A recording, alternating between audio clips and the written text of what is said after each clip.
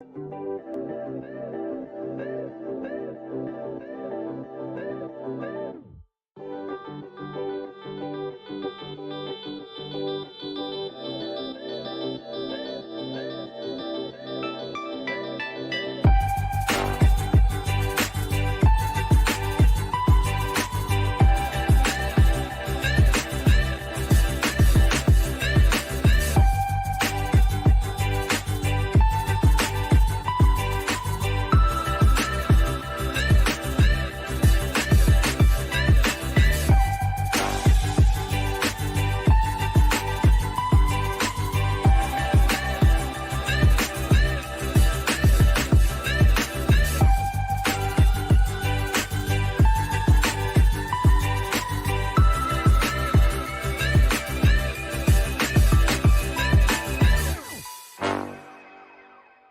name is Rebecca Johnson, and I love Batman v Superman: Dawn of Justice.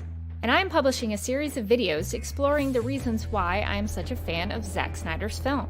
In this series, you'll find my thoughts on topics that matter to me, like Larry Fong's cinematography, character analysis on Lex Luthor and Lois Lane, the Christian imagery, what I find hopeful about the movie, and yes, I'll address the critical reception. So if you're interested in any of those topics, I hope you will get something out of this series and find out why Batman v Superman: Dawn of Justice has had such a profound, heartfelt, and inspiring impact on my life. Welcome to the Duck Milk Prod YouTube channel. My name is Rebecca Johnson, and this live stream is part of a series I am calling Reading Reviews with Rebecca, because I like alliterations, and I had to do a series because there's so much to talk about with the critical reception. I had to break it down one review at a time, and so we're going to be going through some top critics from Rotten Tomatoes. And this week, I'll be reading through a review from RogerEbert.com titled just Batman v Superman: Dawn of Justice. Not a great title, but that's what it is. Written by Matt Zoller Seist, maybe. My apologies to Matt if I've mispronounced it. I totally don't mean to. I just don't know. So hopefully one of those could be close. This is not meant to belittle anyone's opinions, but rather serve as a study of art criticism and how we discuss film. I'm hoping that this endeavor will encourage all of us, myself included, to be better consumers of cinema. I've actually taken a couple of weeks off. I've been traveling, doing some vacation, taking some time off. So my apologies for taking such a long break.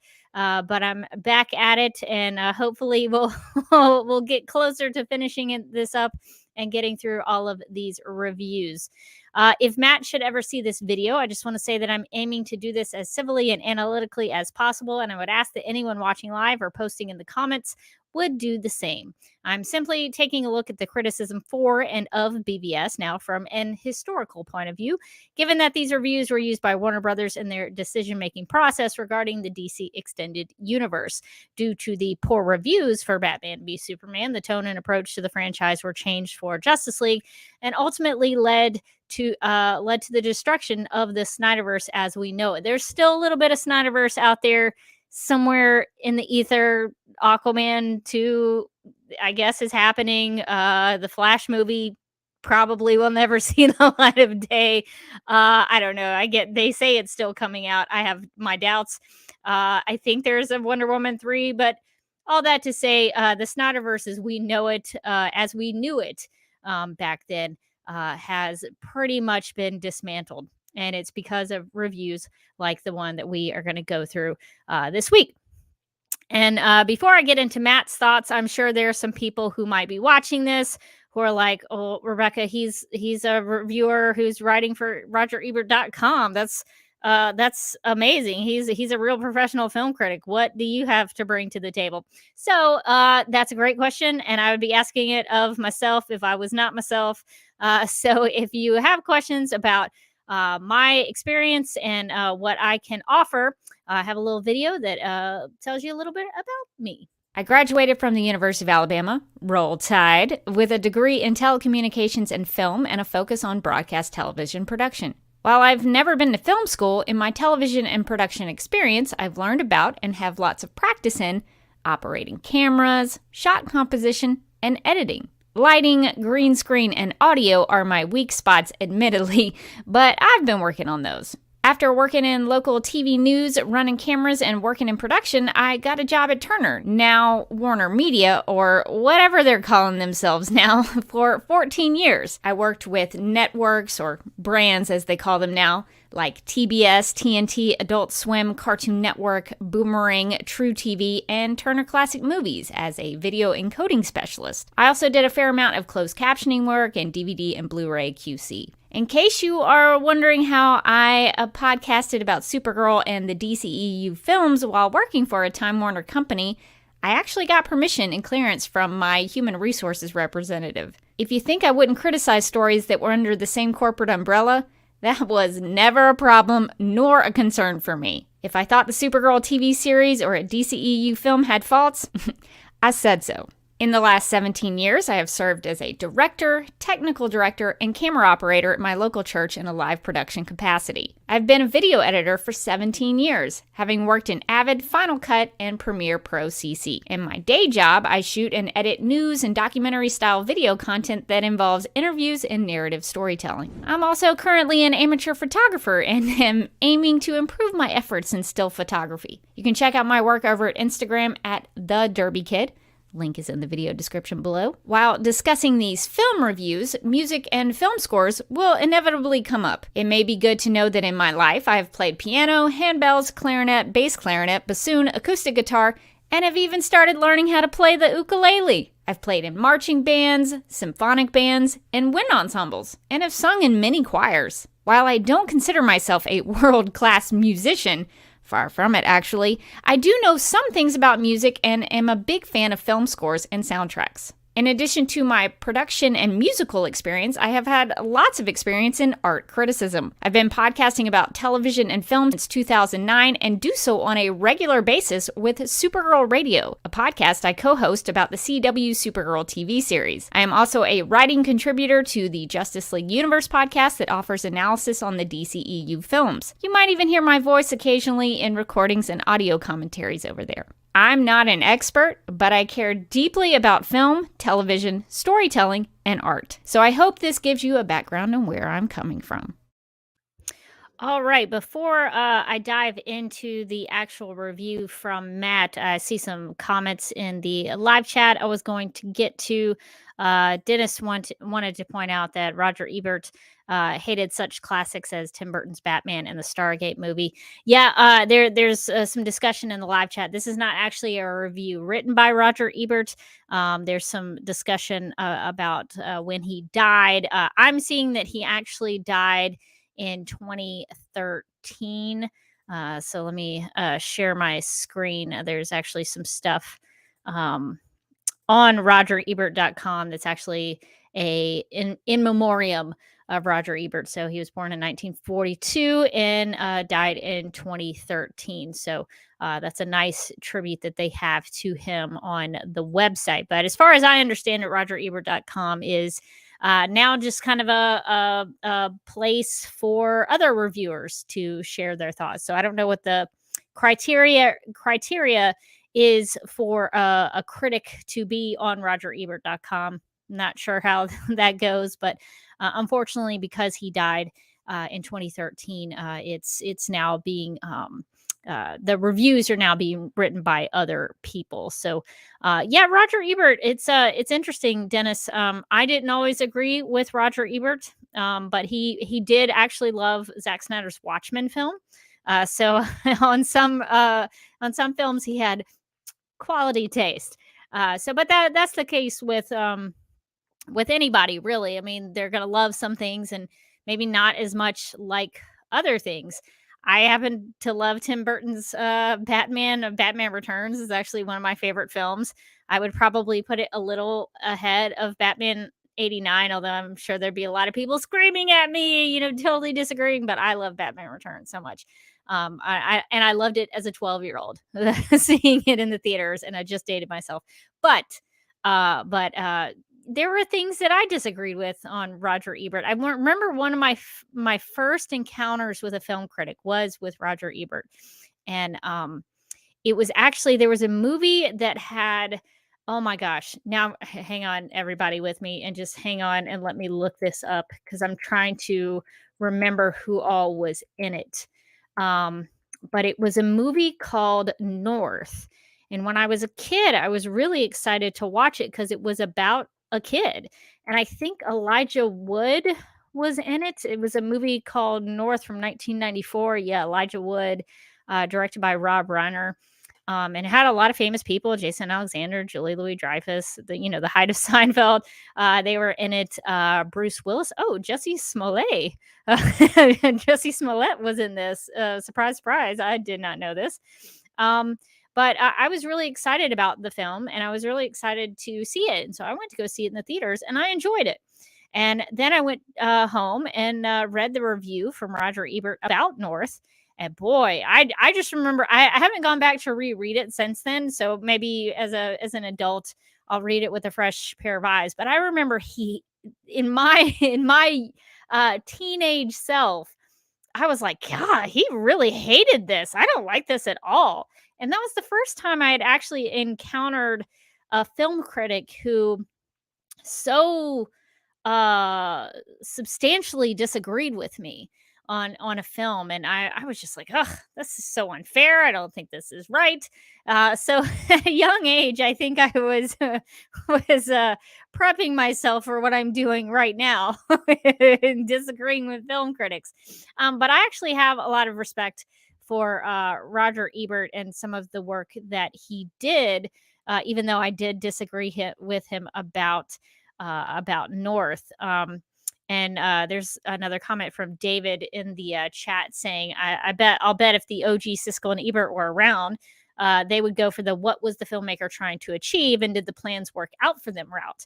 And I agree with that. One of the things that made me really respect Roger Ebert, even though we disagreed on our opinions about how we perceived a given film, although I agree with him on the Watchmen film, is that I saw a video, and I'll try to link it down below. I probably should have done it ahead of time, but you can probably find it on YouTube, and I'll see if I can find it and link it in the live chat as well. But there's a video of Roger Ebert interviewing Alfred Hitchcock. And well, it's really not an interview. I think it was like a panel, and Roger Ebert asked him a question. And Alfred Hitchcock's one of my favorite filmmakers. I love Alfred Hitchcock films.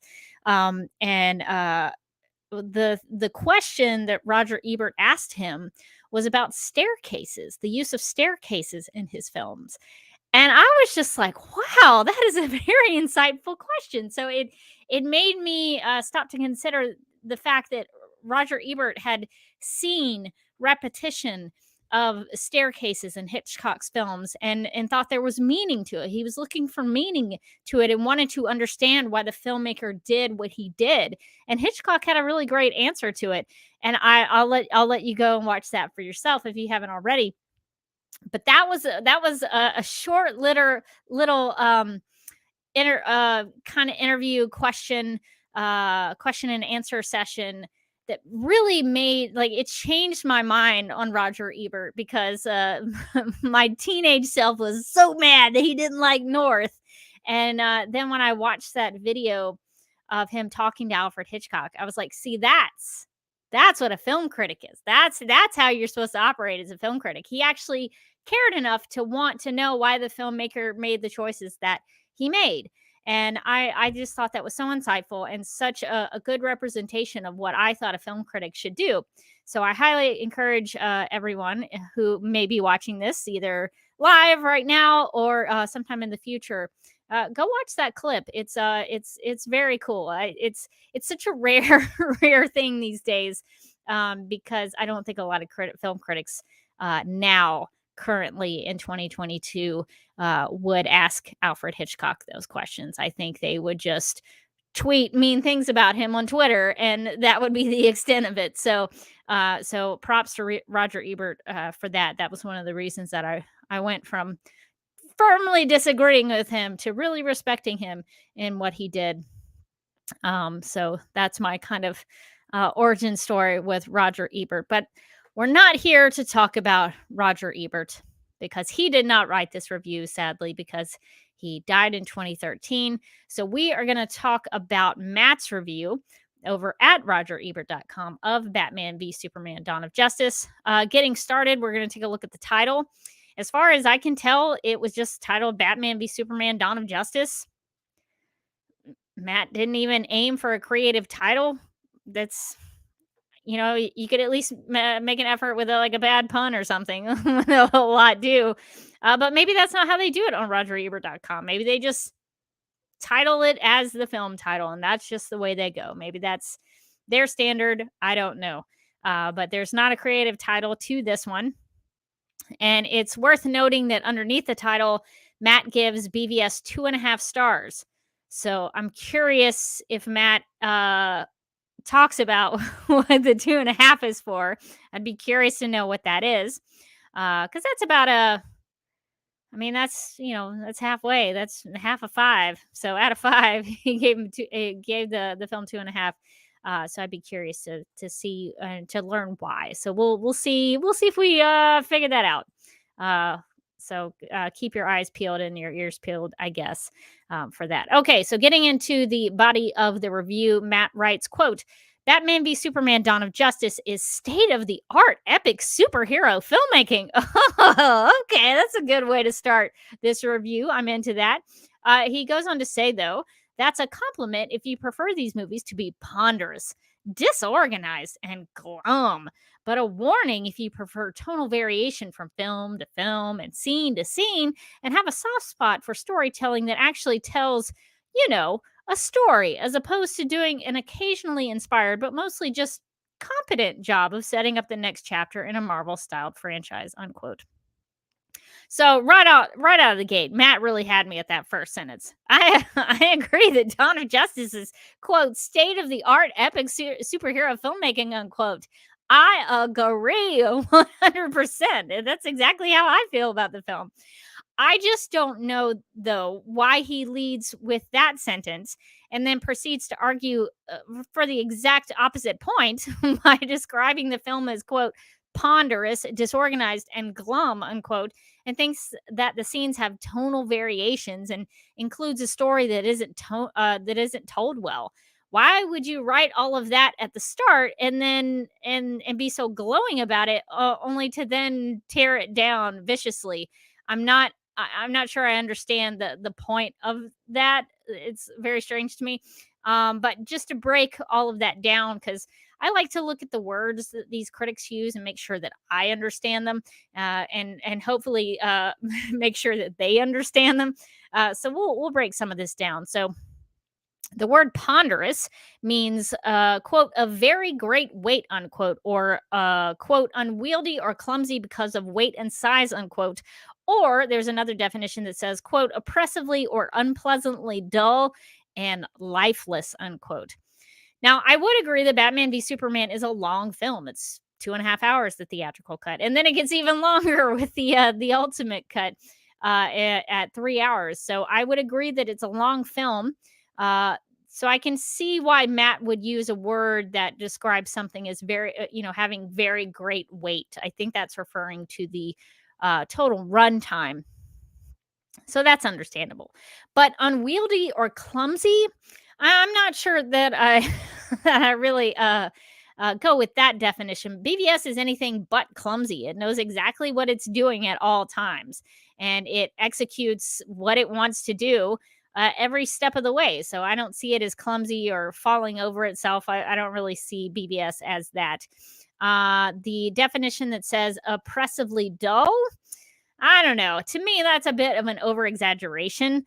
Maybe Matt found it unpleasantly dull. I could buy unpleasantly dull, but oppressively dull, I don't know that the film's oppressing you at any point. You could get up and leave if you didn't like it. That's what I did with Jurassic Park 2, The Lost World. Saw it on my birthday, and I didn't like it, and I got up and left. That was a great birthday for old Rebecca Johnson. And such a disappointment, but that's for another live stream. All right, so but Jurassic Park 2, The Lost World did not oppress me because I made a choice about it and left. So that's the end of that oppression. Cut that out real quick. Um, Also, don't agree that Batman v Superman is lifeless. I think it moves pretty well for a long film and features a lot of intrigue, emotion, and action. Everything builds to that final fight. It's paced really well and it's building, building, building. So I have a hard time buying the use of lifeless in in the definition of the word ponderous when it comes to BVS because I just don't think that that's the right use there. I also have a question about how Dawn of Justice is disorganized.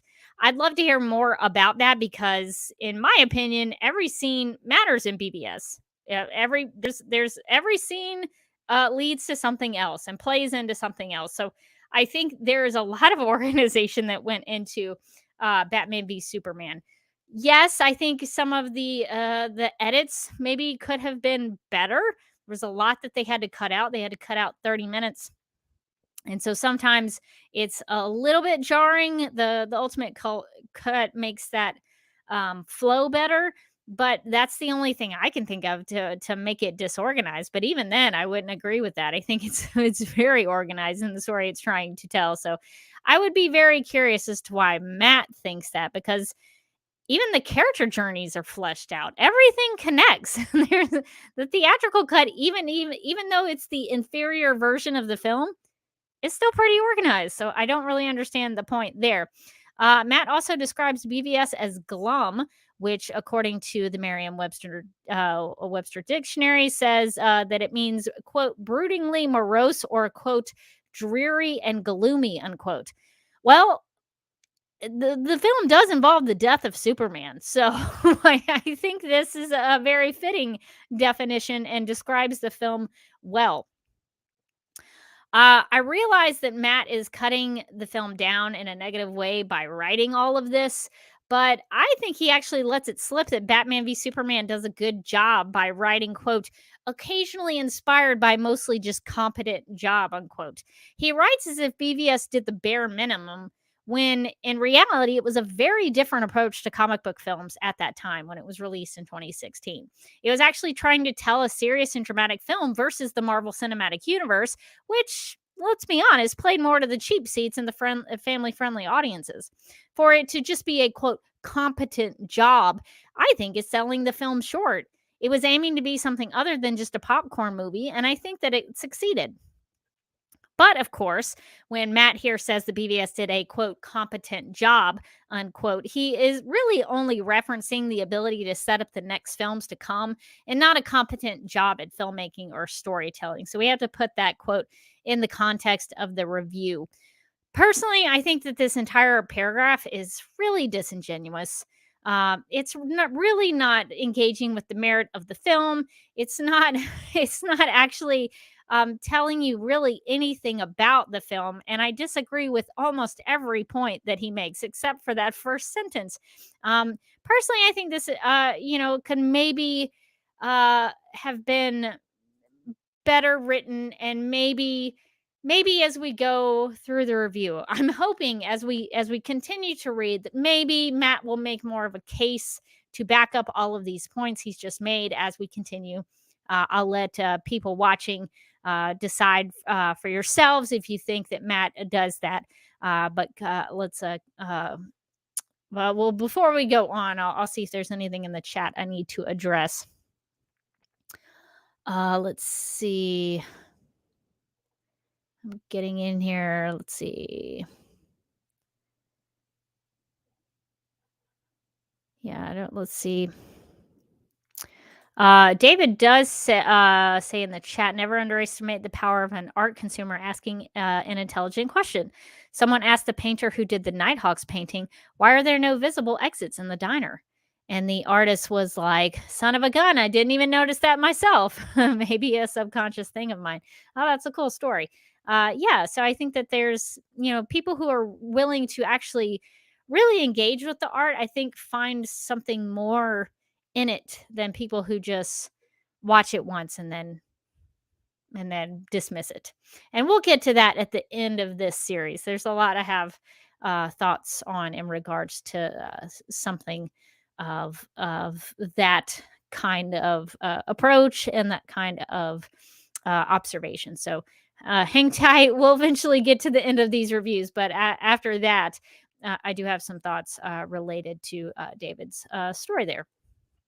All right, continuing on, Matt writes, quote, "The story begins with yet another flashback to a young Bruce Wayne witnessing his parents' murder by a gun-wielding mugger, followed by a bracketing trauma, his encounter with a flock of bats in a cave near stately Wayne Manor," unquote.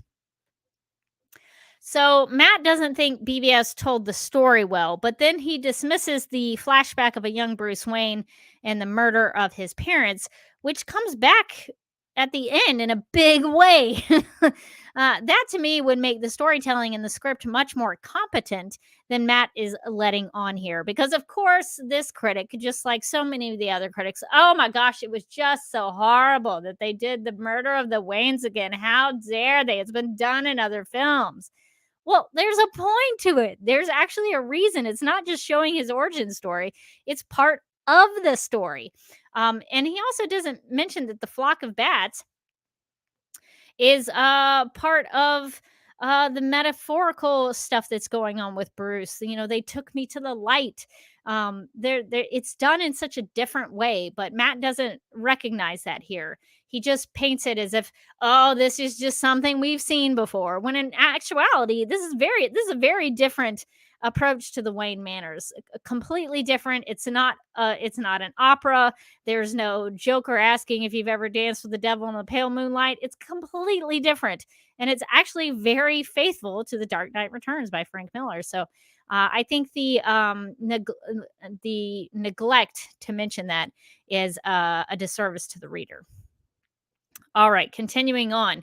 Matt writes, quote, "As co-written by Chris Terrio and David S. Goyer, who wrote Blade and Dark City, or who worked on Blade and Dark City, and directed directed by Zack Snyder of Man of Steel and Sucker Punch. This sequence initially plays like one more visit to a dried up well, but it makes sense when you get to the next scene, a replay of the Metropolis leveling Man of Steel showdown between Superman, played by Henry Cavill, and General Zod, played by Michael Shannon, from the point of view of Bruce Wayne Batman, played by Ben Affleck, who sees hundreds of members of his adopted professional, quote, family, unquote, killed when Wayne Industries' Metropolis office is damaged in the super fight. The sequence also portrays Wayne as a somewhat detached one-percenter who's ashamed at having taken his work family for granted, a thoughtful touch, unquote. So I'm glad to see here that Matt actually does some analysis in this paragraph. I like that. This is actually a really readable part of the review. I'm like, oh, he's actually trying to engage with the film. That's great. He wants to go to the often cited claim that the Wayne murder sequence is trite, but right here he acknowledges that it has meaning and it has foreshadowing to the next sequence with Bruce and Metropolis. And it's actually a great point that I had not considered before. So Matt's actually teaching me something. He's giving me value in this review. So that I really like. To say that Bruce loses his biological family at the beginning in that sequence with the Wayne murders, and then in Metropolis he loses his work family and hugs a young girl who has lost her mother. I think that's such a good observation, and I'm actually surprised that Matt is mentioning it here. It's something that really hasn't been touched on in any of the other reviews that I've read through for this project. So kudos to Matt for actually doing some film analysis and putting in some actual thinking and work and thought into this. But I don't think there's much tonal variation there, as Matt has claimed in the opening paragraph. In fact, mentioning those two scenes back to back, the tone stays pretty consistent. So even among his good point, he's contradicting himself there. So I'm going to take a swig of water with my my like a hot yellow, like a neon yellow water bottle that has disappeared with my green screen. So give me a second. All right. Have to keep hydrated with these reviews because they're a lot of work. I'm working out mentally for these, so I've got to keep hydrated as I exercise. All right, continuing to go back into the review. Matt says, quote, "This is the film's most affecting and original sequence, in large part because it takes a persistent complaint against Man of Steel that the supposed Boy Scout from Krypton was callously oblivious to collateral damage and retrofits it so that it looks like something Man of Steel was always meant to do, the better to provide strong, simple motivation for Bruce. Re-traumatized by a 9/11 style disaster that kills dozens of his employees, including a young girl's mother, he channels his anger and helplessness into a preemptive war against Superman, to be carried with biomechanical armor and bat tech fortified by kryptonite. He sees Kal-El as a clueless and careless false god whose powers must be neutralized, lest humans get so comfortable with worshiping aliens that they set the stage for a takeover by more Zods," unquote. Wow, that's such a good paragraph. That's actually, Matt, that's great. He's putting some analysis in there. He's describing it really well. He's captured the character journey of Bruce Wayne there. Great paragraph. Um, and I think it's written really well, but kind of negates Matt's earlier point. The way Matt writes about the Battle of Metropolis sequence, flashback from Bruce's point of view, negates his own opening point about BVS being disorganized and not able to tell a story well. Matt here outlines Bruce's character arc really well and explains how it fits in with Man of Steel and feeds into the motivation of Batman's vengeance that he wants to take out on the Kryptonian. So, from reading this paragraph, it seems, I think, this is how I'm reading it. It seems like Matt thought Dawn of Justice was organized, that it was consistent, and then it was going somewhere with the story. So he's kind of negating himself and contradicting himself here in this paragraph, even though stellar work. I mean, just great job, Matt, in the way it's written. But you need to maybe stay consistent with your viewpoint and maybe not contradict yourself. But I think that's what's happening here. Continuing on, Matt writes, quote, "I keep referring to the cowed hero as Bruce because more so than any Batman picture. Anytime these critics write films as pictures, I think of like a little, I don't know, one of those old, I don't know what the word for it is, but those long things that people in like the 30s and 40s put cigarettes in, the pictures, we're making pictures here. That's every time they write that. That's what I think of. So I want, every time it's mentioned as a picture, I hope you have that image in your mind, because I certainly do. So continuing on, more so than any Batman picture, Batman v Superman treats the Caped Crusader as a scary, awesome manifestation of ordinary neuroses, practically a lycanthropic rodent beast who emerges at night, summoned by his own monogram spotlight moon. What? Continuing on. In comparison, Superman seems a more balanced character, aside from the presence or absence of glasses or a cape and the stress of maintaining his cover story. He gets so preoccupied by an unauthorized investigation of Batman's vigilantism that he starts screwing up his regular duties at the planet. Clark Kent and Superman are essentially the same guy, unquote. Yeah, it's because they are. It's because he is the same guy. Now, I commented and praised Matt for his previous paragraph and how well written it was. But this one's starting to fall apart on me. I don't know about this one. He writes, "Scary, awesome a manifestation of ordinary neuroses, practically I guess it's lycanthropic, maybe it's lycanthropic rodent beast who emerges at night, summoned by his own monogram spotlight moon." What does that mean? Someone tell me what that means, because I don't know. It's strange. Someone outline that. Really dumb it down for me, because I'm really trying to figure out what that actually means.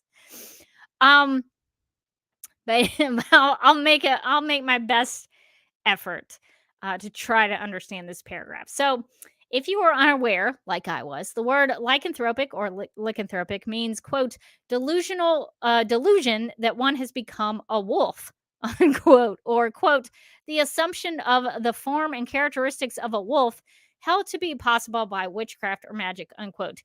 So, Batman's a wolf? I'm not sure how that's an appropriate description here. What the heck is Matt talking about? I don't know. My only guess is that maybe Matt could be describing the Man Bat from the Bruce Nightmare, where when the Man Bat comes out and grabs him. Like, is that what he's talking about?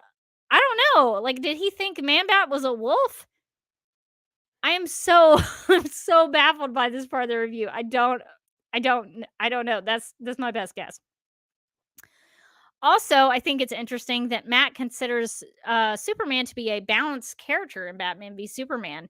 Adds a little more to that column of quote organized unquote and being a well-told story. So once again, in this paragraph, I think Matt is contradicting himself from or his earlier claims in the review. Going back into the chat, David says that it's probably just called a cigarette holder. Yeah, that's probably what they're called. Yeah, I don't know if they have like a yeah, I think it's probably just cigarette holder, which is kind of disappointing. I'm going to be honest, like that should have a cooler name. That's just my thought. If you're going to use it, have a cooler name than cigarette holder. Let's do plain. David also says that the wolf part of this paragraph might just be a vague notion of a man transforming into an animal. Werewolf is just the most common type. I guess you could maybe read it as that, but boy, what a strange thing to put in this review. Like, kudos to David for getting to that interpretation of it, but it's so bizarre. It's so bizarre. There is no wolf in Batman v Superman. I just want to make it clear. No wolf. Lots of horses. No wolf. So I just want to point that out. Just clear that up.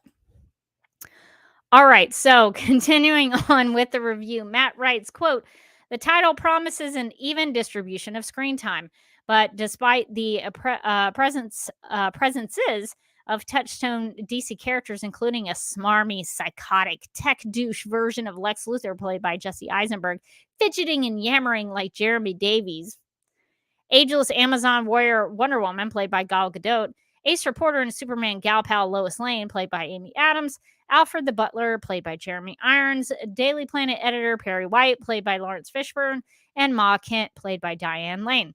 This is ultimately an overstuffed, overpopulated, awkwardly plotted Batman picture. It's a picture, the Batman picture, the Batman picture that regulates the Man of Steel to a glorified supporting role. If industry reports are to be believed, this was a last-minute decision by Warner Brothers, which preferred the financial safe bet Batman to the recently revitalized Supes. Okay, lots to get in to with this. I don't know that the title actually promised you even screen time. I don't know where Matt got that out of the title. It never makes any promises. It just has the two character names in it. But having said all that, I think the film does have an even distribution of screen time. In fact, in a lot of ways, Batman and Superman are paralleled, as in the cases of them speaking to both of their fathers before the big showdown. And screen time is paid both to Clark's investigation of Batman and Bruce's anger towards Superman. They also both have a character that they talk things out with in the case of Lois and Alfred. So there's a lot of ways in which they are like each other in the film and have equal screen time. So it's as much of a Batman picture as it is a Superman picture. It's very well balanced in my opinion. Matt makes a weird Jeremy Davies reference about Jesse Eisenberg's Lex Luthor. I love Jeremy Davies, but where or what? I watched Jeremy on Lost for 3 seasons, and not once did I ever think Jesse Eisenberg was acting like Jeremy Davies when he was playing Lex Luthor. Okay. Okay, if that's how you saw it. Okay. Matt says that Superman is a balanced character, but calls Dawn of Justice a quote overstuffed, overpopulated, awkwardly plotted Batman picture, unquote. I would argue the BVS is just much of a super. I mean, it really is, in a lot of ways, a Superman film, just as much as it is in a lot of ways a Batman film. So I think it's really well balanced, but Matt here doesn't seem to think so. He also writes, quote, if industry reports are to be believed, this was a last minute decision by Warner Brothers, which preferred the financial safe bet Batman to the recently revitalized Supes, unquote. Um, I don't know exactly what he's talking about here, but I've always heard that the story went something like this: that Zack Snyder had always wanted Batman in the film from very early on because he wanted someone to take kryptonite to Wayne Manor and then explore what that would mean for the DC universe. I've seen interviews where Zack talks about that. He talks about, well, once you take that kryptonite to Wayne Manor, what does that mean? That opens up the door. So that's the story I've always heard. The Batman was always meant to be in the sequel. So I don't know what he's talking about industry reports. So if anybody has any idea, uh, you know, shoot me a link in the live chat or in the comment section, and I'd be happy to look over it because it's been a while since 2016. So I'm trying to remember back in the context of all this what he might be talking about. All right, so Matt continues on writing, quote, unfortunately, the script's early promise recedes as the movie unreels. Ooh, look at that pun, the movie unreels. I like that, Matt. That's good. Batman versus Superman is a disorganized, lead-footed movie that carries itself with unearned confidence. You see every card it's about to play 10 minutes before the movie plays it, yet Snyder doesn't just slap each one down on the table with gusto. He keeps pointing to it and telling you what rank and suit it is, unquote. So Matt here in this paragraph is using the word disorganized again because he hasn't gotten out of thesaurus, and maybe he's another word. He really likes the word disorganized. But he never explains how or why it's disorganized. That's the thing that I don't understand. You could say it's disorganized all day long, and you can use the word disorganized 15 times in the review. But if you don't explain it, I don't know what you're talking about. I also don't know how the film's confidence is unearned. What is he talking about there? I wish I had more information and context on that. Also, Matt wants to criticize the foreshadowing of BVS as if it's bad that you can see the cards that it's playing before it plays them. In my opinion, doesn't that mean that the storytelling is good? Because in my opinion, the worst films are the ones where nothing makes sense, and then they reveal something, and I'm like, but that didn't lead to that. That doesn't make any sense. You didn't lay any groundwork for that reveal, or things just don't add up in the end in some films, and that's bad to me. That's bad storytelling. Is you do things and then it doesn't make sense. So I think if you can follow clues that the film leaves for you, and then the film actually follows up on those clues and pays those clues off, that's good storytelling. So at the same time that Matt wants to say, oh, well, the storytelling is so bad at Batman v Superman, he then complains that the storytelling is so good that it set up the things in the film and then paid them off. What? You can't have it both ways. You can't say that the storytelling is bad, and then when the storytelling is good, say that the storytelling is not good. It's contradicting yourself, Matt. It's so frustrating. So that's something that I don't totally understand. Even in something like Interstellar, for example. I don't like to compare things, but this is just a good example of how I thought a film really played its cards uh so obviously that I guessed the ending of Interstellar, like the big reveal of Interstellar, way before it happened. And I kind of walked away from it like, I wish it had been a little more clever, like if I hadn't, picked up on it so soon. But in the end, really, Interstellar is a great film because it told you what it was going to do before it did it. And the fact that I could guess it means that I was following up on the clues that Nolan and everyone who worked on that film were laying out. That just means it's a well told story. So it's just something that that critique doesn't make any sense to me. All right, I'm gonna hop back into the chat and see what's going on here. David says the kryptonite to Wayne Manor was a proposed Man of Steel post-credit scene. Yeah. So I don't know what industry reports that Matt was reading, but Batman was always kind of in there early on. Let's see. David also says Deborah Snyder recalls a pitch or brainstorm meeting bringing up Superman's opponent in the second film and then saying, well, what if it's Batman?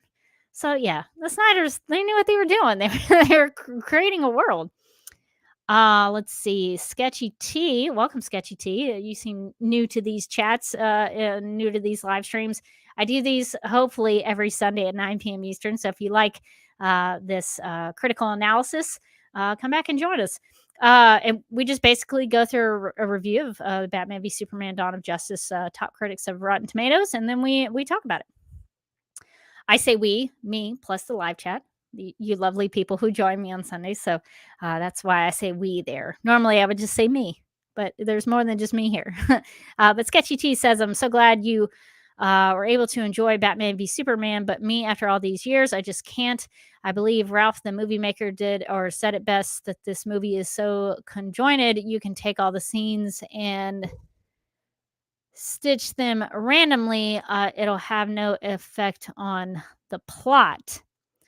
I'd be curious to have some further explanation of an example of that. I'm not real familiar with Ralph, the movie maker, but to me, that doesn't make much sense.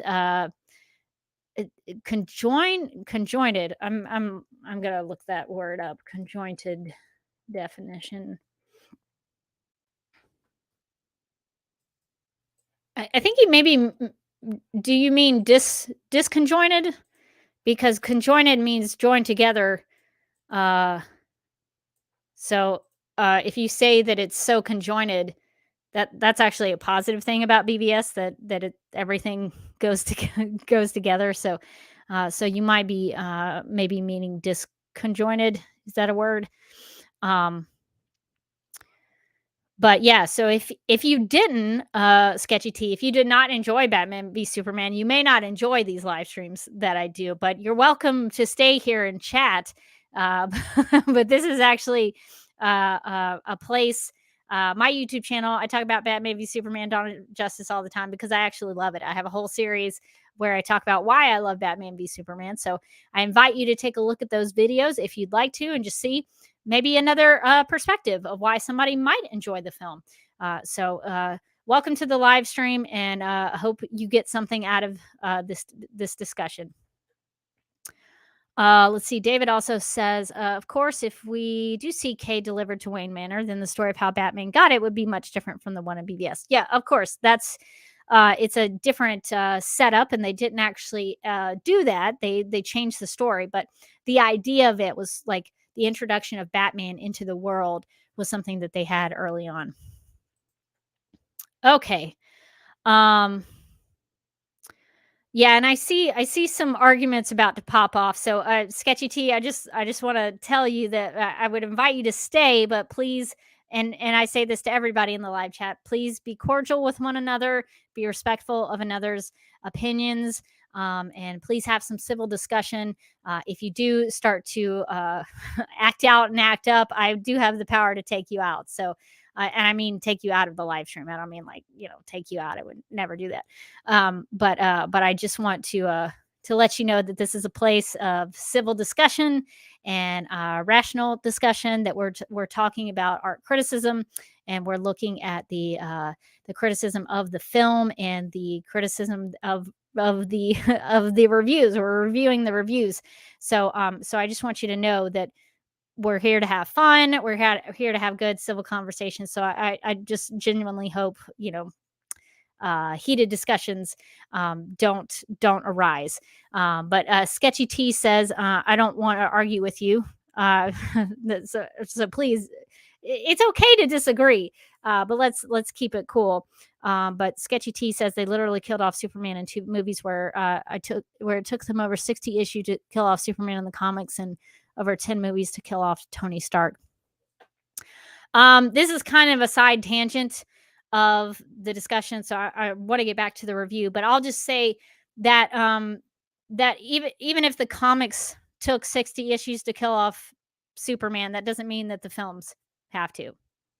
It's just not even the same thing. You're comparing apples and oranges, or apples and bananas, or apples and kiwi.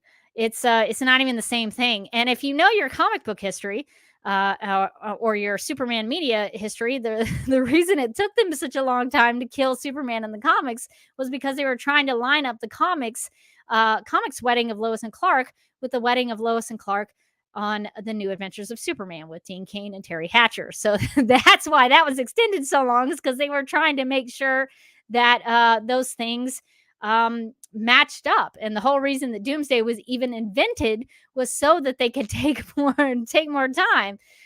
So there's no reason that the films have to do something a certain way just because the comics did it or because Marvel did it. I actually really love the way that they killed Superman in the story in the DCEU with Henry Cavill, because Superman became an inspiration to the people of Metropolis and to the world, but specifically in the film in BVS, they show the citizens of Metropolis, writing in chalk for themselves as a reminder to each other. If you seek his monument, look around you. We're all Superman. Even though Superman's not here, we can be Superman to each other. And I think that's a beautiful, beautiful, inspirational thing. And in addition to doing that, to where you had the people of the world in Metropolis, like Bruce Wayne, who were very skeptical of Superman when they saw what he did to save the world and defeat Doomsday. It made them appreciate Superman a lot more, and he became more of an inspirational figure. So that's number one of why I like the way they killed Superman off in BBS. Number two is that it was a great entry point for the Justice League, for the creation of the Justice League. And I think Zack Snyder has made a lot of justifications about that, about how he wanted Batman to be the sort of the seven samurai kind of, character who goes around and gets all the samurai. And I think that's a really cool approach to that they use his death, his inspiration, to create something to be able to protect the world like Superman did. So I know that people don't like that he was killed off in his second film, but I think it's brilliant. And I think it's so inspirational. And I get a lot of meaning out of it. And I think the way it is done is just so beautiful. So that would be my rebuttal to that. Let's see. All right. Let's see.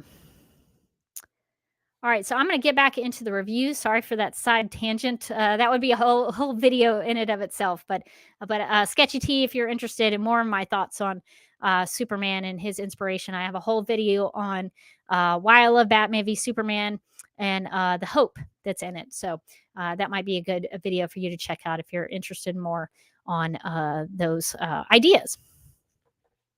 All right, so getting back into the review, Matt writes, quote, "We surely would have surmised that the identical first names of Bruce's dead biological mother and Kal-El's adoptive mother, Martha, would come into play eventually, but the film is so worried that somebody might not get it that it has Thomas Wayne croak, 'Martha,' with his dying breath, then finds ways to keep repeating 'Martha' over the next 2 hours, building toward a reprise flashback, or a reprise. I don't know how you want to pronounce that. Flashback of Bruce's parents' murder that will bring latecomers up to speed," unquote. Yeah, of course. You would know if you were watching the film that the word Martha would come into play eventually. It's set up early on. It's part of a big intentional moment where there's a close up of Thomas Wayne and his last words. And the film intentionally does that so that you will pay attention to that. And it also in the film shows the bleeding Martha Wayne marker in the nightmare. So there's a lot of intentionality about showcasing the name Martha. The fact that Martha is the crux of the story means that the storyteller paid it off, paid off what he, in this case, Chris Terrio, set up. So again, this is a contradiction from Matt, where he says, "Oh, this film is not, the story's not told well," and then he complains that the foreshadowing is set up and paid off. To me, that's great storytelling. Sure, there's a lot of ways in which that would be seen from a mile away. I actually figured it out because I just knew going into it beforehand that Superman and Batman's mother were both Martha in the comics. Um, Not a lot of people knew that. People now like to play it off like, "Oh, of course, I knew that." Nobody knew that. Nobody knew that, and that's why that's so brilliant in BVS is that they actually used that storytelling device and made it matter and made Martha Kent in the end be so much more of an integral character or integral, however you want to pronounce the word, such an important character in the end because she gives Bruce Wayne that catharsis that he didn't get after his parents died and were brutally murdered in the street. So I think all of that is brilliant. And I think that's another good example of how the storytelling is told well. And it's funny to me that a lot of criticisms about BVS is that it's, quote, not executed well. People all the time on Twitter are like, yeah, I mean, the Martha moment's a good idea, but it's just lacking in execution. I've encountered so many people who've given me that excuse. It's just the execution wasn't there. I can't tell you how many discussions about Batman v Superman I've had where people did that. And I was like, what do you mean by that? How would you have executed it? So I don't think that's a really good criticism myself. But people will often say that. And they also complain that BVS, wanted to hold people's hands. And there's just this whole idea that, like, oh, you're holding their hands too much. We can see it from a mile away. But then they also complain that Zack Snyder's films are too in depth. There's just too much there. It's not really catered to the general public. It's trying to be too intelligent. And it's like, well, what do you want? Do you want it to be too stupid or too smart? I don't know what you want. And Zack Snyder's just making a film for himself. So, which is what all good filmmakers should be doing. But Matt here is making the case that BVS goes to great lengths to connect the dots so that even those in the cheap seats, the general public, the Joe film goer can understand it. And to me, you can't have it both ways. You can't say that this film is disorganized, like Matt likes to say, and doesn't do a good job telling the story, and then say it was told too well and foreshadowed too much, and then paid off too much of that foreshadowing. There's a lot of contradictions in this review, and this is another example of them. Continuing on, Matt says, there are other repetitious touches along these lines, including multiple vocal assurances that the characters are fighting in depopulated areas, a clumsy defensive strike against Man of Steel, hand-wringing, unquote. Matt has only film critics like himself to thank for this. It's because of the over-the-top reaction to the Black Zero event in Man of Steel that this even happened. BVS did those vocal assurances because film critics like this were being big babies over that. I'm just going to be honest. They were big babies over the Man of Steel destruction. And so when you're a big baby and you write all that in your reviews and you cry about it, don't be crying when the film goes to great lengths to make you happy. That's what you get. So I just think it's wholly unfair that Matt puts this in the review, knowing full well that critics are the reason that that's in there. Continuing on, Matt writes, it all seems pointless when you realize how little effort has been devoted to embellishing the characters in Snyder's Nashville-sized cast, none of whom come alive as they did in Tim Burton's or Christopher Nolan's or even Joel Schumacher's Batman pictures, unquote. Boy, Matt loves talking like a filmmaker in the 1940s. I love it. The pictures. I just keep wanting to say it. Matt mentions Robert Altman's film Nashville, which apparently, according to the link that he shared, boasted 24 cast stars in its cast. So I guess my question for Matt would be, how many characters is an acceptable amount of cast members in a film? What's the limit? What would you set as like too many people? How many major characters are even in Dawn of Justice? For me, I would probably count 12, I guess. You got Superman, Batman, Wonder Woman, Lois Lane, Alfred Pennyworth, Senator Finch, Lex Luthor, Wallace Keefe. And even in small parts, these are not leading roles, but Martha Kent, Perry White, Mercy Graves, KG Beast, and Secretary Swanwick. So those are all a little bit smaller parts. And then you have even smaller parts in the cameos with Cyborg, Aquaman, and the Flash. So ultimately, really, I would say of major characters, you got Superman, Batman, Wonder Woman, Lois Lane, Alfred Pennyworth, Senator Finch, Lex Luthor, and Wallace Keith. I would say those are probably your main characters, and then everybody else is just coloring in for those characters to have someone to talk to and interact with. So I don't know what Matt expects. You have your main cast, but then you have to have other characters in there for them to interact with, for them to talk to, for them to have scenes with, for them to have discussions and conversations and have action sequences with. This is such a lazy complaint. Oh, it has too many characters. No, it doesn't. It doesn't. So I think that's a silly complaint. Also, would Matt make the same argument for, I don't know, Captain America Civil War? Would he say the same thing for that? Would that be a big bone of contention for him with Captain America Civil War? I don't know. We'll have to maybe at some point somebody will look up Matt's Civil War review and see just how glowing he probably wrote about it. Continuing on, Matt writes, quote, Eisenberg's Luthor might have been a fascinating third panel in the movie's gallery of lonely and haunted man-children. In a harrowing moment, he rails against daddy's fists and abominations, but he mostly comes off as a 21st century programmer. Well, I like that. I don't know anybody that uses that, but that's pretty good. Programmer. All ties and threats and unwanted physical advances, unquote. Boy, that sure makes him a pretty good villain, doesn't it? Oh, he's physically advancing against female characters, and he threatens people, and he rails against his dad's abuse, and he's a man child, and he's haunted. Boy, he sounds like a good villain.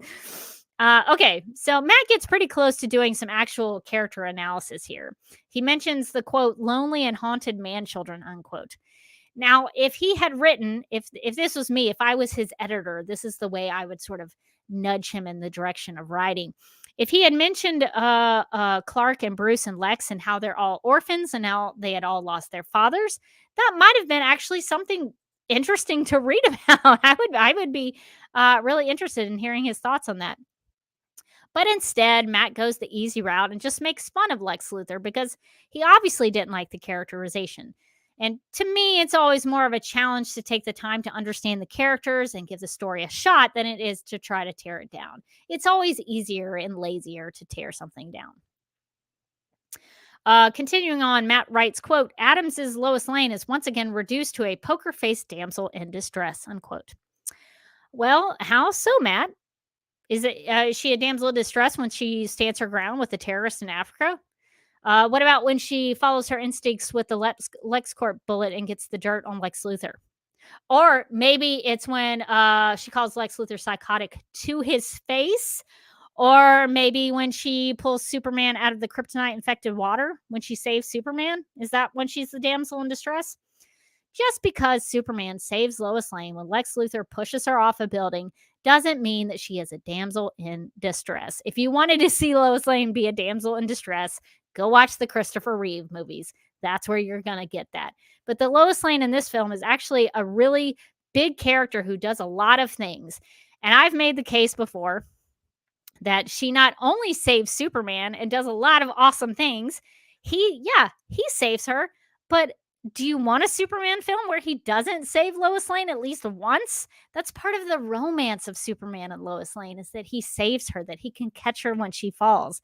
People have lost all sense of romantic inklings in films. It's just so strange. I don't see her as a damsel in distress at all. I see her as someone who fears nothing and gets the dirt on the bad guy in the end and puts him in jail. So you're going to have to do a little bit better than saying that she's just a damsel in distress and that's all she is in Batman v Superman: Dawn of Justice. That is seriously lazy, and it's seriously unfair, and it's not even engaging with the story and the character at all. I find that incredibly lazy. Okay, let me go into the chat and see what's going on. Let's see. All right, so some interesting questions. There's a lot of new people somehow coming to the chat. Let's see. Jehovah, the first black man Jamaican president. Wow, that's quite the name. Says I watched the movie and I believe that it's a blatant mockery of Jesus Christ. Well, Jehovah, the first black man Jamaican president. I invite you to watch a video that I've done about the Christian imagery in the film. You can find it on my channel here. It basically you just do a search for Duck Milk Pride Christian imagery. It'll probably pull up. I think it's actually very reverent to the Christian faith and to the passion narrative of Jesus Christ. So I disagree on that, but thank you for stopping in the chat.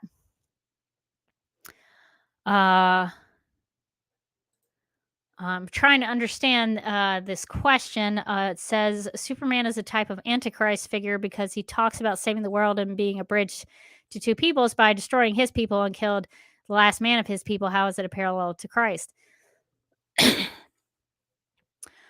Trying to understand this because you're referencing Man of Steel quite a bit here.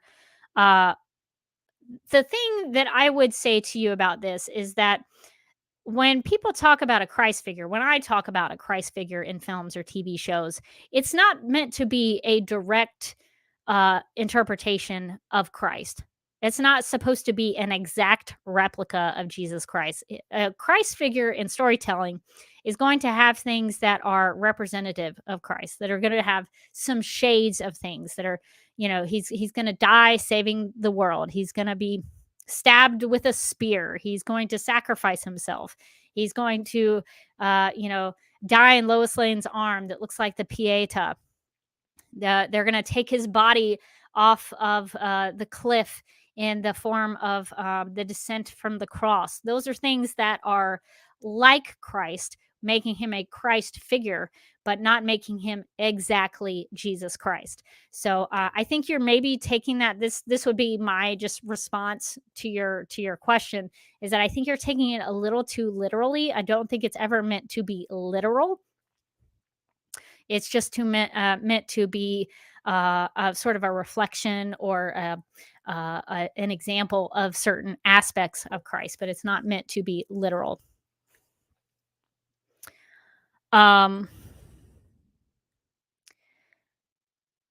Yeah, I don't really want to get into this because it's kind of taking me away. I kind of want to wrap up the review. But Superman destroying countless buildings and possibly countless lives. I would argue that Superman is not who is doing that. General Zod is doing that. Superman more than once tries to get him out of the city and tries to save people while all of that is going on. But ultimately, General Zod is trying to kill everyone. So I think that is more of General Zod doing that. But I appreciate you sharing your thoughts on here, and I appreciate your thoughts on this. This is a very theological statement here, and it's actually something that was read today at my church. I think this is James chapter 4, talking about tying with the world. You can be in the world and not be of the world, and I'm certainly not trying to be of the world. So I appreciate you coming in and sharing your thoughts in the chat. But I think it's okay to talk about films and to talk about films through a faith lens. Jesus often talked in parables, which are stories that helped the ordinary person that he talked to tell them about the kingdom of God and what the kingdom of God was like, and tell them the relationship between them and God. And so if Jesus talked in parables and storytelling, I don't see why we can't talk about storytelling and trying to help people understand the kingdom of God through stories. So that would be my response to that. Okay. All right, so that is my response there. Okay, lots of theological stuff going on. This is almost maybe something for a completely other video. let's see. David says, it is not those. It's not the imagery that made Jesus so darn special, and totally not the fact that Jesus' death and rebirth washed the world of sins. I'm not entirely sure, David. You'll have to clarify what you're talking about with that comment. So just give me a little more detail, and I'll try to respond to that. Okay. So continuing on in the review, thank you for everybody, asking questions and having some really thoughtful comments. So I appreciate everybody doing that in the chat. Continuing on in the review, Matt writes, quote, Jeremy Irons' Alfred isn't a patch on Michael, I never know how to say his name, Michael Go, I would assume Michael Goes or Michael Caine's. Godot, a lithe beauty with a musical accent and a steely demeanor, is granted less depth than a typical Bond girl. The movie shows little interest in explaining or justify its knotted up subplots, and its detours into franchise building are often self-defeating. The most misguided is a dog leg near the end. What? Just when the story starts building up a head of steam, it pauses for a recitation of the DC heroes we can expect to see in the first full-on Justice League movie. What does dog leg mean? I made notes about this earlier, but now I'm like focused in on what that means. Dogleg says it's a name given to a number of things which have a bent form resembling that of a dog's hind leg. What in the world? Matt is really obsessed with wolves and dogs and inserting them into this review in ways that don't make any sense. If anybody has any idea what he means by this, he writes, the most misguided is a dog leg near the end. So if anybody has any thoughts on what the heck that means, please share it in the chat or the comment section. Okay, so in this paragraph, comparing Jeremy Irons' Alfred to the performance from the Burtonverse or the Nolanverse, to me, that's incredibly lazy. Matt doesn't take any time to write anything about Alfred and BVS in any meaningful way. There's no analysis of his character. There's no talk about his arc and his relationship to Batman and Bruce. He's just comparing them to other performances that have nothing to do with the merit of this film. To me, I think there's so much more to the characterization brought by Jeremy Irons that's so different from those other two that are mentioned here. And there's so much to his performance that Matt is neglecting to tell people about. And I think that's a disservice to the readers. Okay, and he references Gal Gadot here. So Gal Gadot's Wonder Woman is a smaller part in the grand scheme of things, and her inclusion is meant to help start the Justice League and provide a jumping off point for her solo film that would have been released the following year in 2017. So my question for Matt would be, what depth did you want? We do learn things about Diana. We actually know a lot of things about Diana in Batman v Superman. We know that she is high class and wealthy. We know that she, we know that because, she wears some really nice clothes. So she obviously has some money. We know that she's interested in galas and historical items. We find out that she was involved in World War I and has lived a long time. And those are just a few things that we learn in BBS for her having such a small part. So to say that she doesn't have any depth, I think, is not telling the entire truth of the matter. Matt writes, quote, the movie shows little interest in explaining or justifying its knotted up subplots, and its detours into franchise building are often self-defeating, unquote. What? I don't know what Matt is talking about here. I don't understand how Matt can justify this in his review. Earlier, he condemned BVS because he could see the cards being played before they were played. And now he says that the film didn't explain anything. I don't think you can have it both ways. You can't come around and say that it explained too much and then say it didn't explain anything. It's either it explained things too much or that it didn't explain things enough. So which is it? Which one is it? You can't have both. All right, so I'm going to take a brief stop down into. I'm going to see how. So we got a lot left to go through. So I'm gonna pop into the chat real quick just to see what is going on. Then I'm going to hop back into the review. Okay. So David clarifies his comment.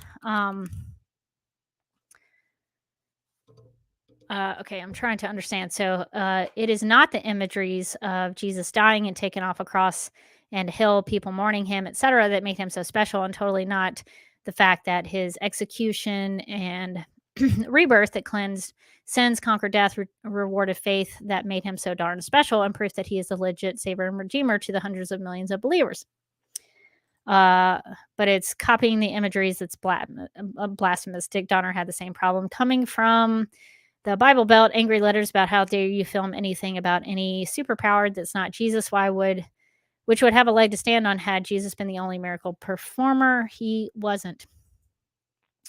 What I kind of took from that, David, especially the comment about Dick Donner, is that the Christ figure imagery for Superman is not something that Zack Snyder made up. I talk about this in my Christian imagery video. This is something that's been around a very, very long time, especially since Superman the movie. If you listen to the audio commentary for that, you'll hear that the screenwriter actually intentionally wanted to put something in there that was uh, tying Superman to the Christ figure story.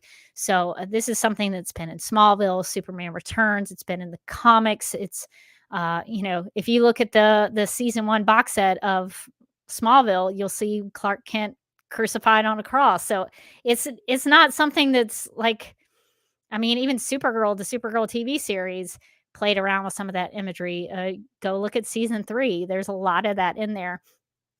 So this is not something that Zack Snyder made up. So I'll just respond with that. Let's see. Lots of new people. I'm glad to see new people here joining me in the live stream.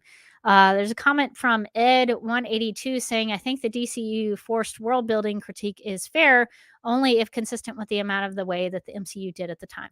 Yeah, I agree with that. I think having a 2-minute sequence where you show that there are other metahumans out there and there are other people like Diana and Bruce, I think is fine to do. It's not very heavy-handed. It doesn't last very long, and it leads into the next film and gives us a little more context to the ending of Bruce and Diana in the Smallville cemetery, where they talk about finding the others like them. I think it's actually needed for the storytelling.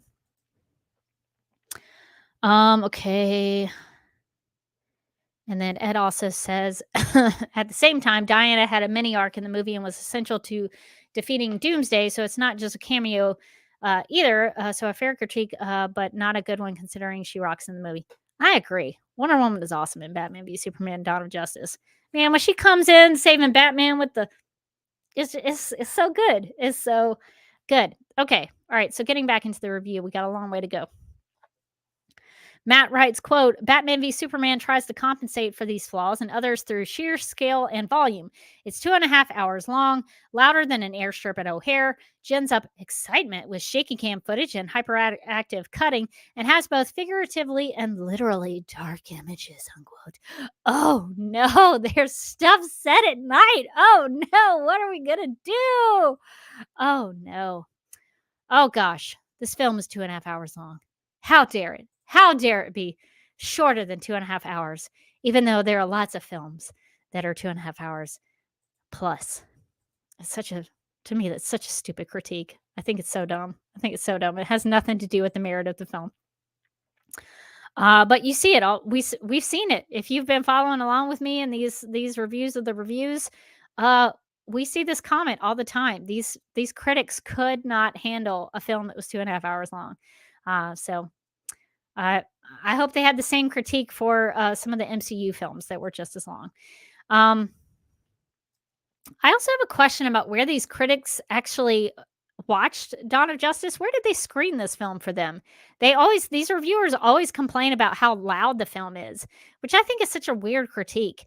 Yeah, it has some loud musical notes and action beats, but it's not any louder than any other action film. I've been in movie theaters all the time where I walk by a theater and I hear a boom, boom, boom, or like you're in a theater waiting for your movie to start and you hear some action movie next door to you that's like boom, explosion, explosion, explosion. Action movies are loud. Get over it. Like, that's just the way it is. I don't understand the critique.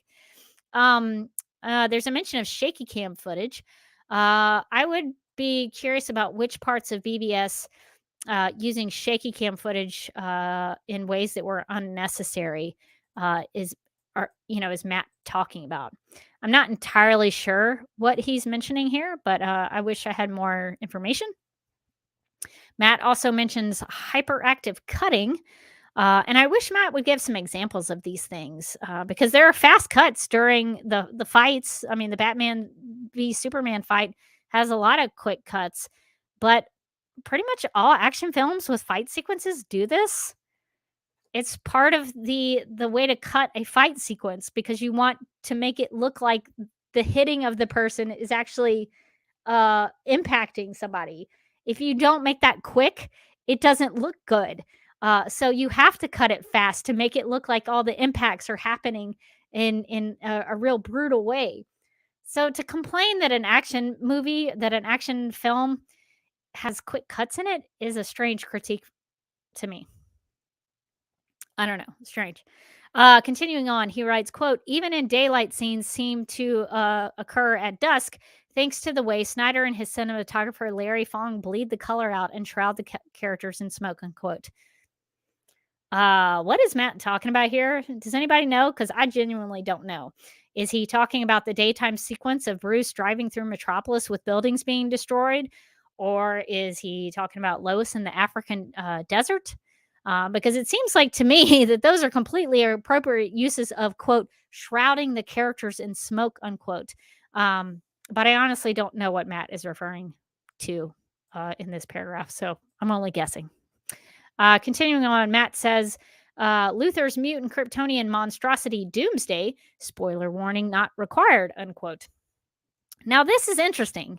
If you have been following reading reviews with Rebecca, you will know that a lot of these reviewers didn't want to give away the doomsday factor in the film. And they often acted like it was something against WB's rules that they would reveal that the monster was a doomsday. So here, Matt's telling us that there was no spoiler warning that he had to abide by. So that's really interesting. Matt goes on to say, quote, its presence was revealed in PR photos and promotional footage weeks ago, is a generic hellbeast talking about Doomsday, all ropey muscles, spiky incrustations, and rancor-like teeth, unquote. I like the Star Wars reference. But yeah, describing him like that, yeah, that's exactly what Doomsday is supposed to be. Zack Snyder nailed it. Way to go.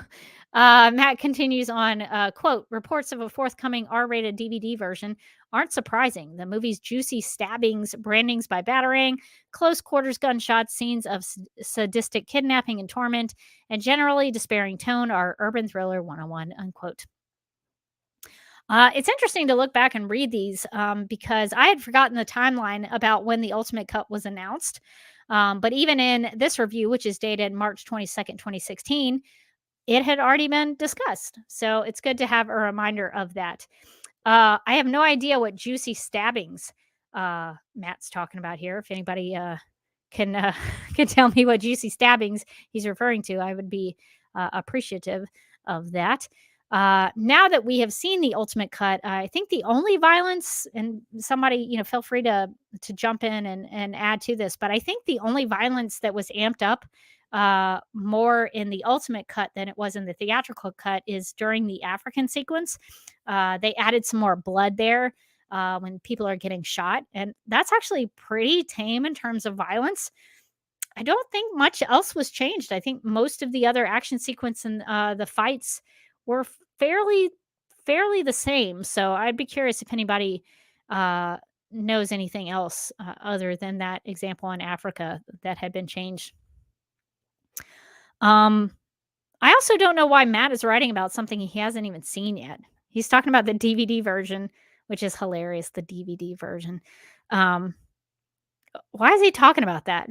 Hadn't been released yet, but he's like guessing about how much more violent it is. Joke's on you, Matt. It's not that much more violent. So don't write about things that you haven't seen. That's just a good policy. All right, continuing on, Matt writes, quote, "The film is more effective when it's channeling expressionist horror movies by filming action from disorienting angles and letting blood seep from strange nooks and crannies. When it borrows iconic designs and situations from its primary inspiration, Frank Miller's politically satirical, meticulously plotted graphic novel, The Dark Knight Returns. It's like a kid stumbling around in dad's boots," unquote. I'm not sure which disorienting angles Matt's talking about. I wish there was an example of that. I do think there are horror elements in Batman v Superman for sure, and they were intentionally included because they fit the story given Bruce's nightmares and the inclusion of Doomsday, so that makes sense. Um, I don't really know how BVS is stumbling around like a kid in his dad's boots. Wish I could learn more about this statement and have a little more detail there, but none is given. This is the way that Matt chooses to end this review, writing, quote, there are a few brilliantly realized moments. The acting is mostly strong despite the weak script." Ooh, the weak script. Affleck and Cavill are both superb. Affleck unexpectedly so. And there's enough mythic raw material sunk deep in every scene that you can piece together a classic in your mind if you're feeling charitable. But if you aren't, Batman v Superman will seem like a missed opportunity. At times, it might make you long for Christopher Nolan's delicate touch. Those last four words have never appeared side by side before. Life's funny that way, unquote. Matt tells us that there are, quote, a few brilliantly realized moments, unquote, but doesn't tell us what those are. So we'll never know, which is sad for me, actually, because I'd like to know which moments he thought were great. He goes so negative in this review that a few positive mentions would have actually made this for a more balanced piece. It's good to read that he thought the acting from the two leads were superb. He actually says the word superb. And that he was actually surprised by Ben Affleck. Yeah, I think Ben Affleck surprised a lot of people in BVS. Matt seems like he maybe wanted to like BVS. That's how I read it. But maybe he thinks he's supposed to hate it like everybody else. Because he says he could maybe piece together a classic from watching this film. Why would he say that if he hated it so much? I don't really understand that choice. To me, this is kind of sad for this review because some of this review like has its good moments, but for me personally, in my opinion, the ending of this review is pretty weak. I'm not trying to be mean towards Matt here. I just wish there was a little more pizzazz to the end, maybe more of a big finish. I just don't think this is well written, and that's disappointing to me. I wanted this to be good.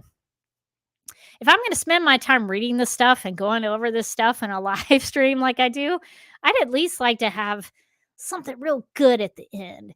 But to compare Batman v Superman and Christopher Nolan and then just write how funny it is that he would do that. Life's funny that way.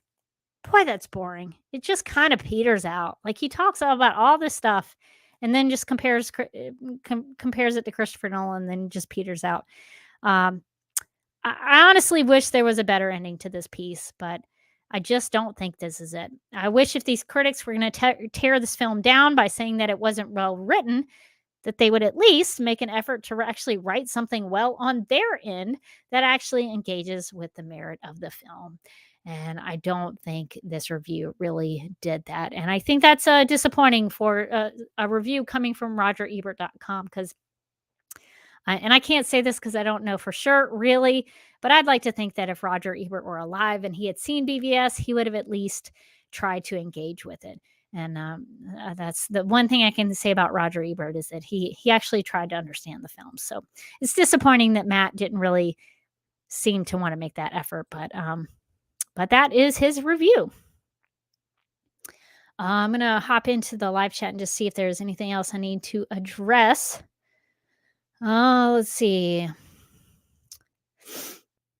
Yeah, David says Wonder Woman is Superman's wingman in the end battle. True. Let's see. Ed 182 says the too long critique seems done by WB executives that wanted shorter movies for more potential ticket sales, regardless of the quality of the movie, which we know actually happened with the 2017 Justice League, if you will, where it was mandated to be 2 hours. Or a critique made by parents of kids unable to stay quiet for more than 2 hours. That's valid. That's probably more like it is. Let's see. David said, Ultimate Cut had realistic blood mist from the guns. Then Batman's wood crate attack left blood on the wall. Okay, yeah, okay. And there seems to be more punches, more audible punches, and pain when Batman punched down. Thank you for the reminders on those. Let's see. All right, so I think...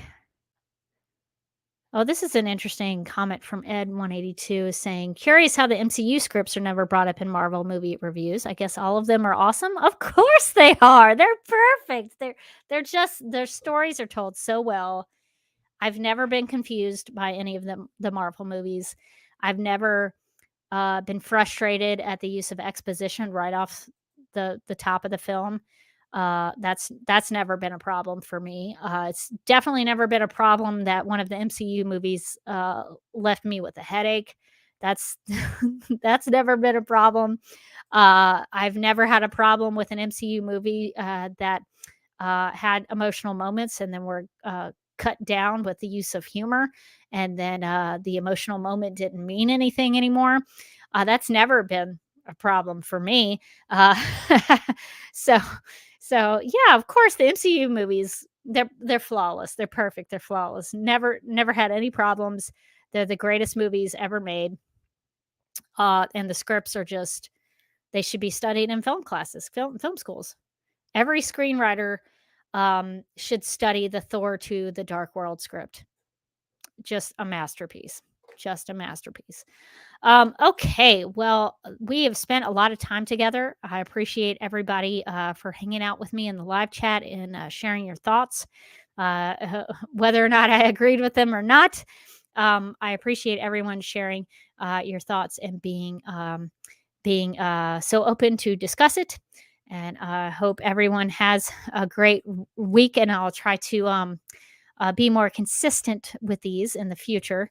Had a lot of things going on this summer, but hopefully we'll we'll meet a more consistent basis on Sunday nights at 9 p.m.